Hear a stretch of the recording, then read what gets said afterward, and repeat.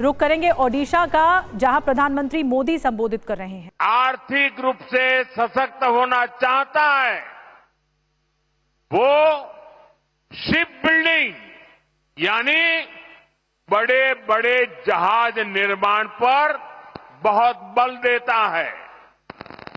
व्यापार हो, टेक्नोलॉजी हो या फिर देश की सुरक्षा, शिप बिल्डिंग से हर जगह फायदा होता है। अपने जहाज होंगे तो संकट के समय दुनिया के साथ आयात निर्यात में रुकावट नहीं आएगी। इसलिए बीजेपी की हमारी सरकार ने एक बहुत बड़ा कदम उठाया है।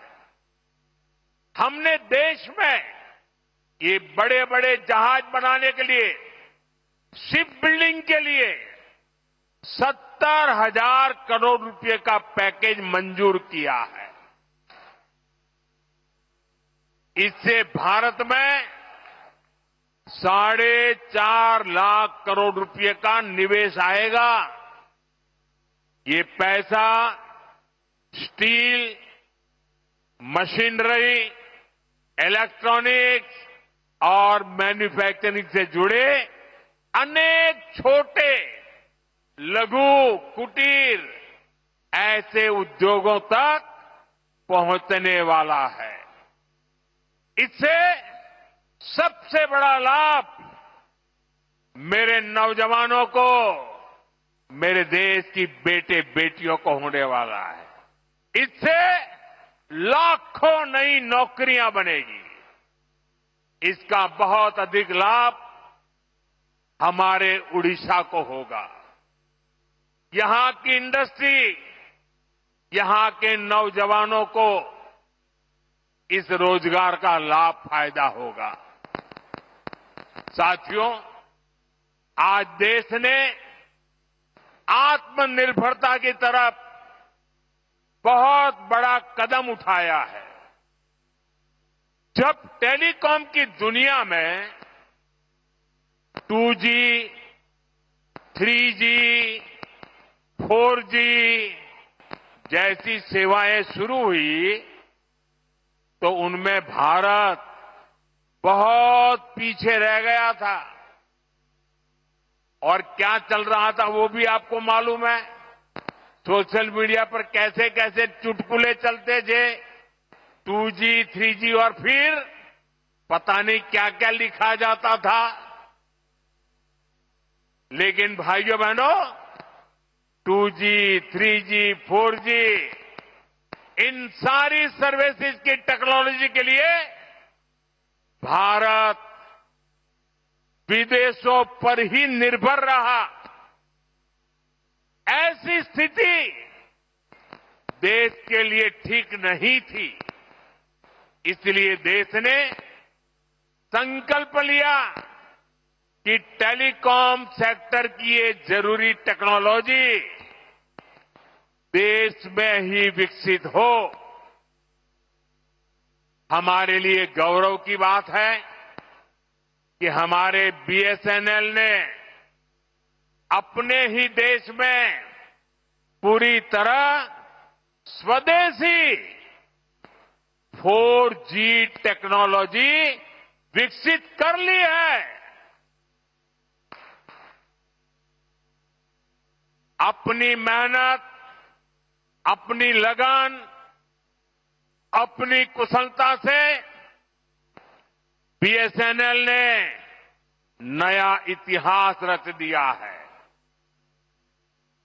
और मैं इस काम में जुड़े हुए देश के नौजवानों को, उनकी टैलेंट को और भारत को आत्मनिर्भर बनाने के लिए उन्होंने जो बड़ा काम किया है, मैं उन सभी नौजवानों को बहुत बहुत बधाई देता हूं। भारत की कंपनियों ने भारत को दुनिया के उन 5 देशों की सूची में ला खड़ा किया है। सुनिए, अब हम 5 देशों की सूची में आ गए हैं जिनके पास 4G सर्विसेज शुरू करने की पूरी तरह स्वदेशी टेक्नोलॉजी है।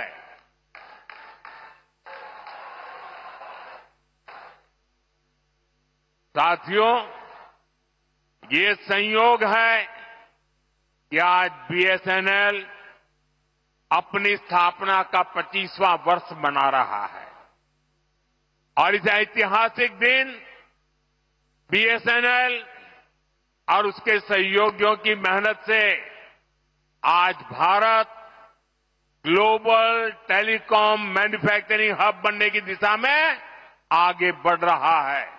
जो फायदा भारत सरकार हिमाचल के लोगों को देना चाहती थी, ये कांग्रेस की लूटबाज सरकार उसमें दीवार बन के खड़ी हो गई।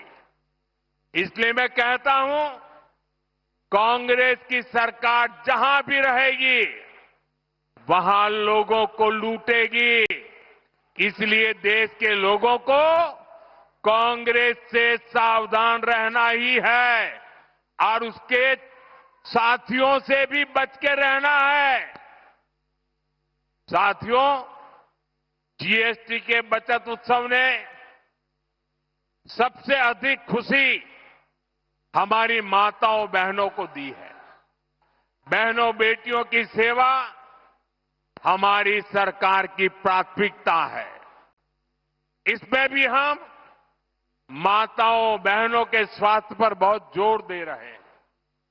साथियों, अपने परिवार के हित में एक मां त्याग करने में हमेशा सबसे पहले रहती है। मां का त्याग तो हम हमेशा देखते हैं। वो हर संकट अपने ऊपर लेती है ताकि बच्चों पर बोझ न पड़े। मां अपनी बीमारी तक छुपा लेती है ताकि उसके इलाज पर घर का खर्च ना हो। इसलिए ही जब हमने आयुष्मान भारत योजना शुरू की तो इसका बहुत बड़ा लाभ हमारी माताओं बहनों को, देश की महिलाओं को हुआ। उन्हें 5 लाख रुपए तक के मुफ्त इलाज की सुविधा मिली। साथियों, मां स्वस्थ होगी तो परिवार सशक्त होगा। इसलिए 17 सितंबर से विश्वकर्मा जयंती से हर मां के उत्तम स्वास्थ्य के लिए स्वस्थ नारी सशक्त परिवार अभियान देश भर में चल रहा है।